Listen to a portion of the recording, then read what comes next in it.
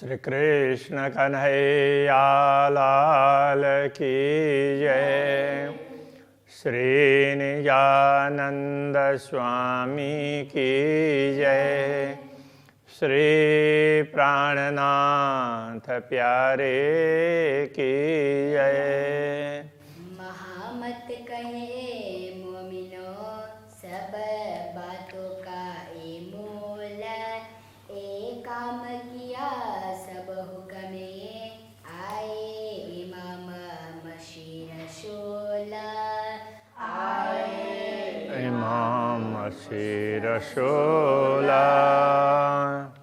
श्री कृष्ण कन्हैया लाल की।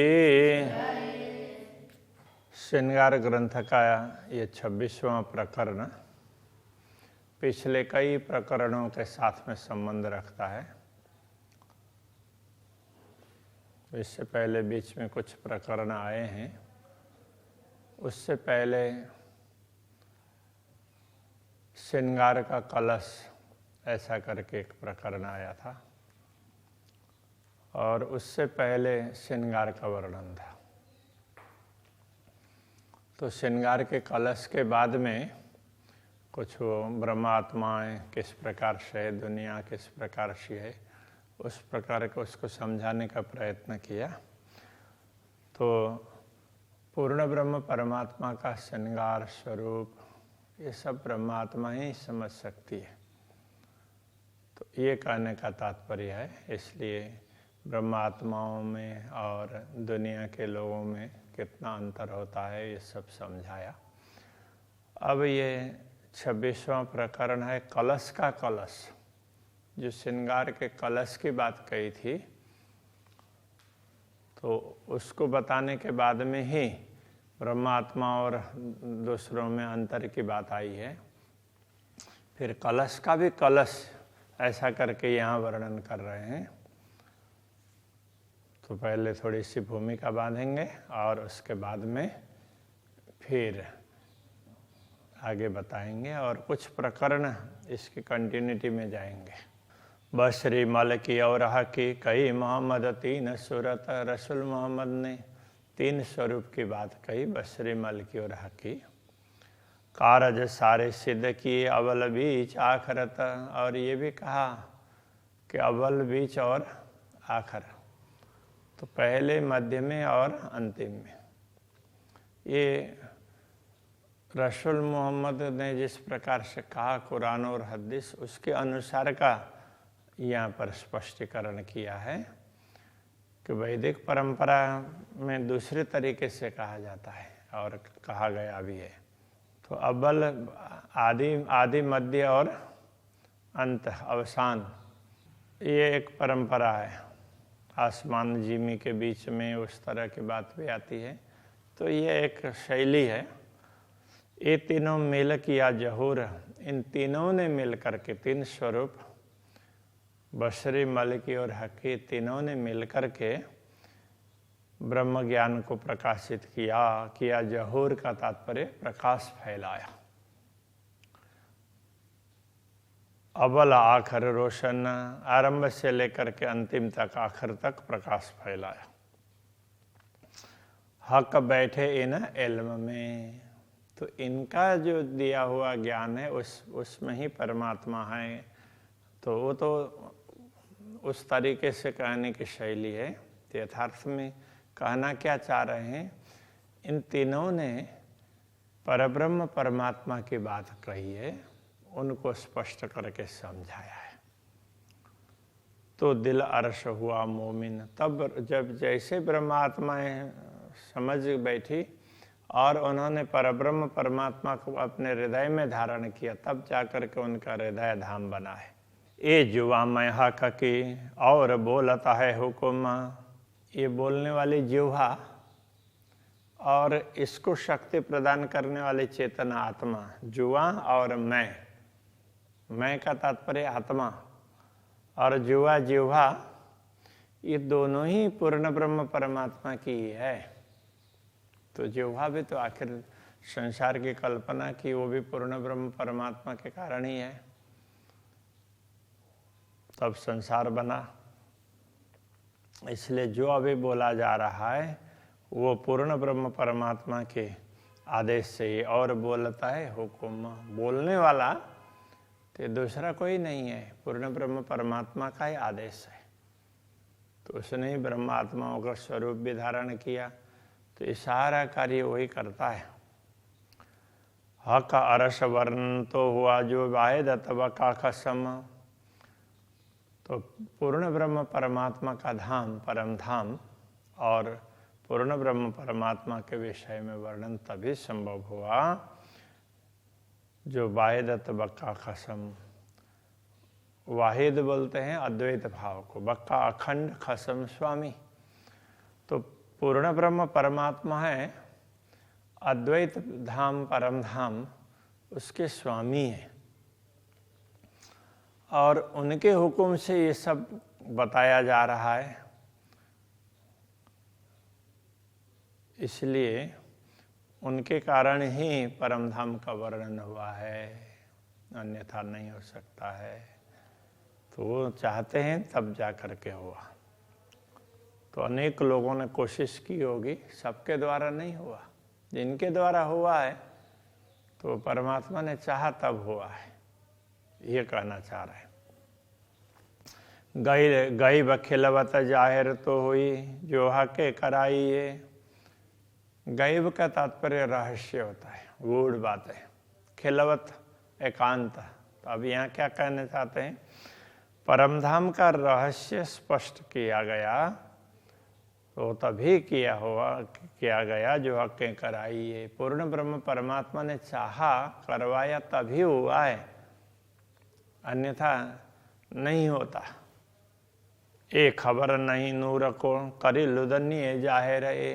परमधाम के सभी रहस्य और उसमें भी खास करके पूर्ण ब्रह्म परमात्मा की लीलाओं के विषय में अक्षर ब्रह्म को भी ख्याल नहीं है। एक खबर नहीं नूर को, अक्षर ब्रह्म को भी इस विषय में ख्याल नहीं है। करी लुदन्नी जाए रहे। अब ये लुदन्नी स्थिर ज्ञान, तारतम ज्ञान ने इसको स्पष्ट करके बता दिया। अब वो तारतम ज्ञान कौन ले आया, तो पूर्ण ब्रह्म परमात्मा का आदेश। तो उसने अलग अलग रूप धारण किए।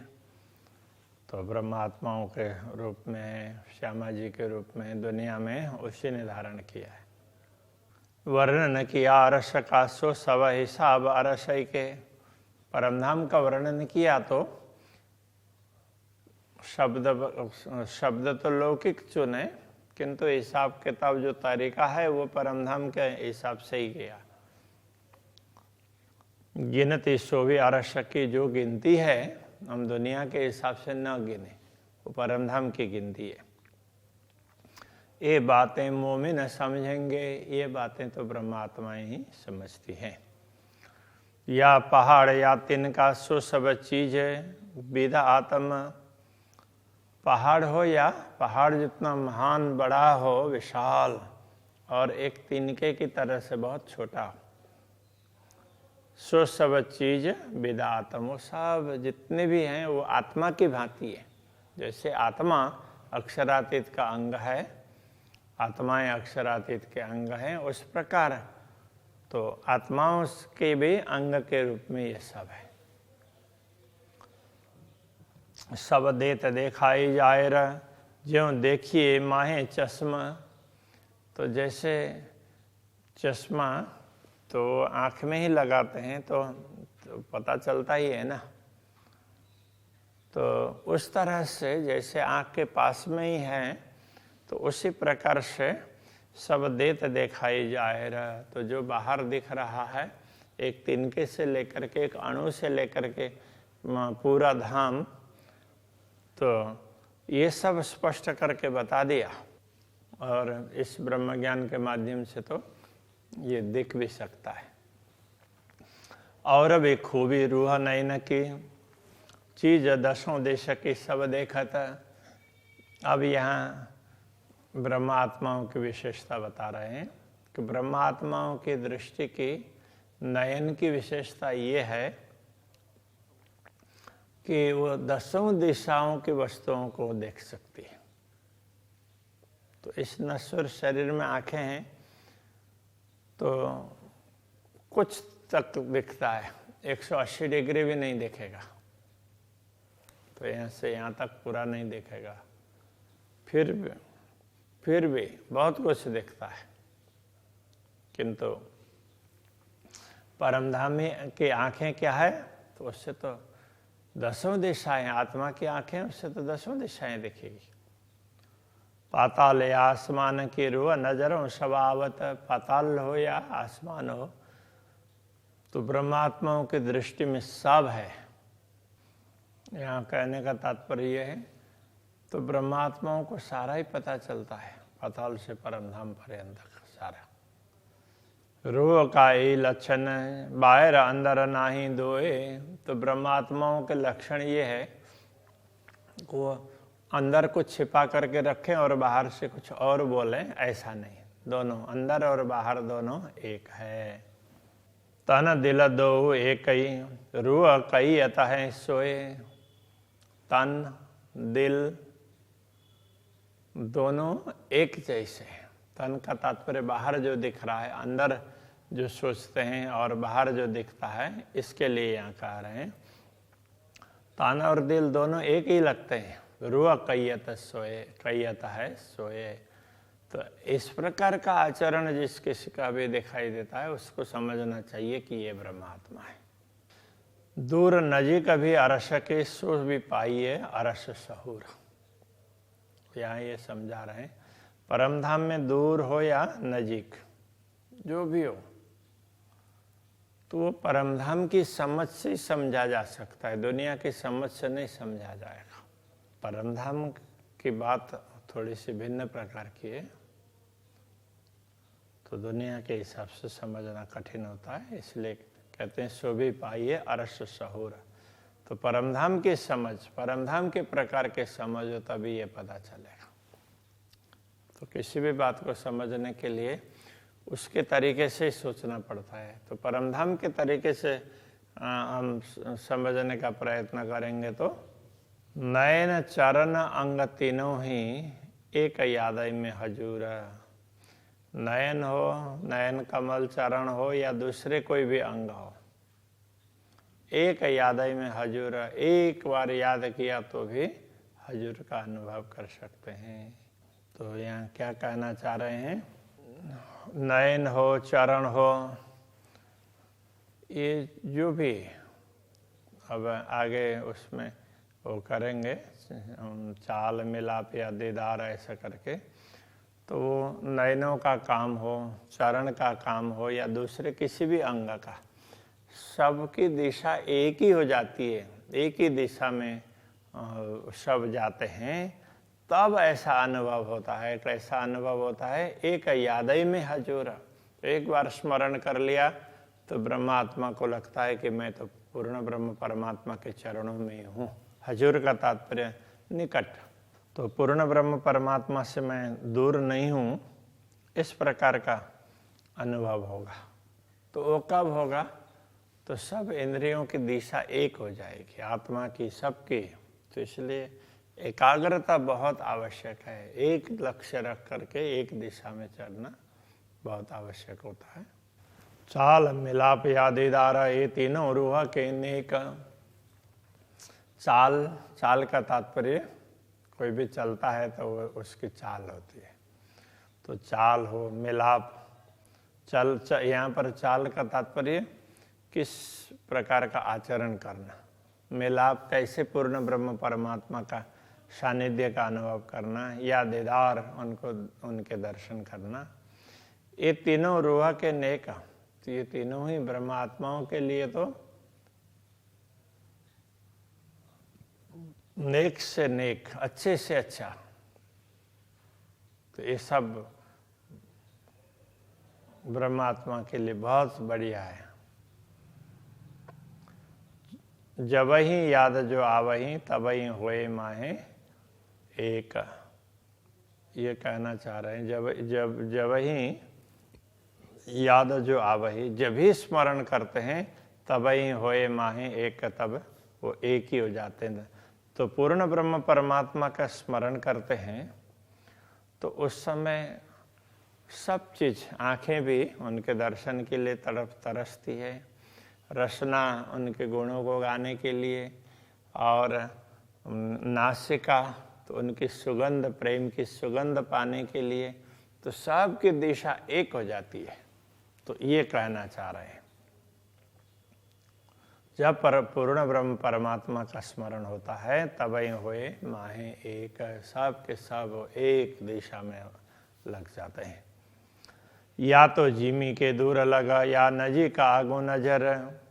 तो इस दुनिया में, दुनिया के हिसाब से अथवा परमधाम के हिसाब से भी कहें, या तो जिमी के दूर लग, भूमि में दूर दूर तक हो, अथवा तो एकदम नजीक, आगू नजर करने का तात्पर्य नजर के समक्ष एकदम नजीक हो, कोई भी वस्तु दूर हो या नजीक हो।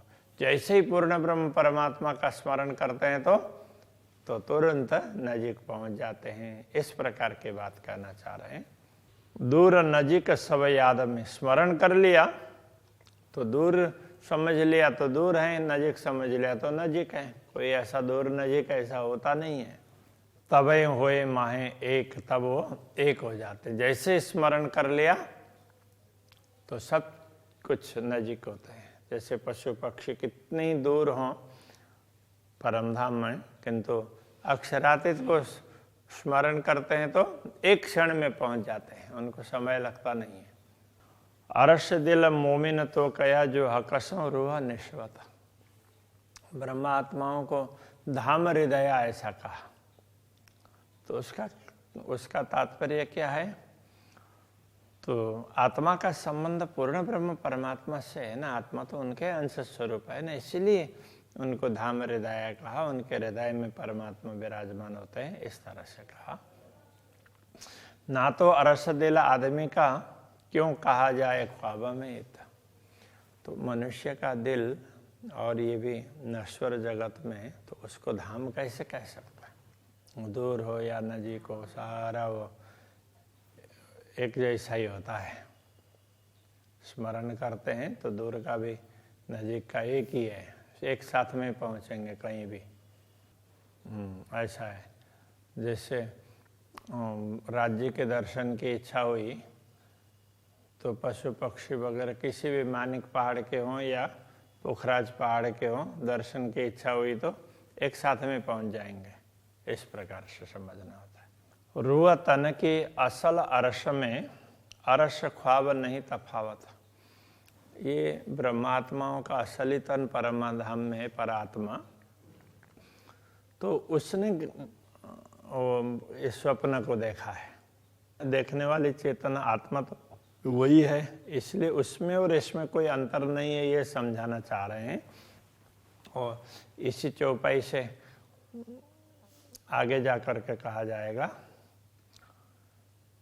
तो रूह तन की असल अरश में परात्मा तो आत्मा का जो आत्मा का असल है वो तो परात्मा है, वो तो वास्तव में परमधाम में ही है। इसलिए अरश ख्वाब नहीं तफावत है। तो परमधाम की आत्मा हो या दुनिया में शरीर धारण करने वाले ख्वाब की आत्मा हो, स्वप्न देखने वाली, उसमें अंतर नहीं है। इसीलिए तो कया शहरग से नजीक बीच दुनिया न्यामत। तो इस दुनिया में ये बात इसलिए कही कि परमात्मा तो प्राण नली से भी निकट है, क्योंकि परात्मा के तो निकट ही है ना, इसलिए ये आत्मा भी तो परात्मा के अंदर ही है, इसलिए दूर नहीं है, ये बताना चाह रहे हैं। दिल मोमिन अरस तन बीच में, तो ब्रह्मात्माओं का दिल है तो वो परात्मा के अंदर ही है। परात्मा ने ही इस दुनिया को देखा है। उन दिल बीच है ये दिल, तो ब्रह्मात्माओं का ये दिल है, ये भी परात्मा के दिल में ही है, उससे अलग नहीं है। कहने को ये दिल है अरश दिल असल। कहने के लिए ये नश्वर शरीर का दिल है, यथार्थ में तो वो परात्मा का दिल है, उस तरह से ही है। तो जैसे परात्मा के दिल में पूर्ण ब्रह्म परमात्मा विराजमान होते हैं, ऐसे ही इस नश्वर शरीर को धारण करने वाले चेतना है, तो उनके इस नश्वर शरीर के दिल में भी पूर्ण ब्रह्म परमात्मा की छवि अंकित होती है। तो ये दुनिया तो कुछ है नहीं, तो कल्पना कर ली उसके हिसाब से है, यथार्थ में तो कुछ है नहीं। थोड़ी देर दिखाया, इतनी देर के लिए दूर दिखाई दे रहा है, ये समझाना चाह रहे हैं। तो अभी यहीं रखते हैं। श्री कृष्ण कन्हैया लाल की जय। है अरसई दिल असल,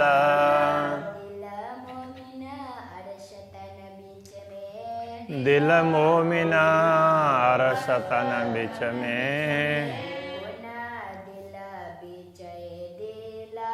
उन दिल बिचाए दिल,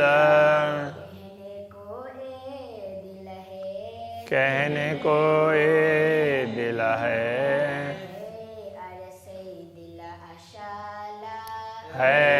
अरसई दिल असाला, है अरसई दिल असाला। कृष्ण कन्हैया लाल की जय। श्री निजानंद स्वामी की जय। श्री प्राणनाथ प्यारे की जय।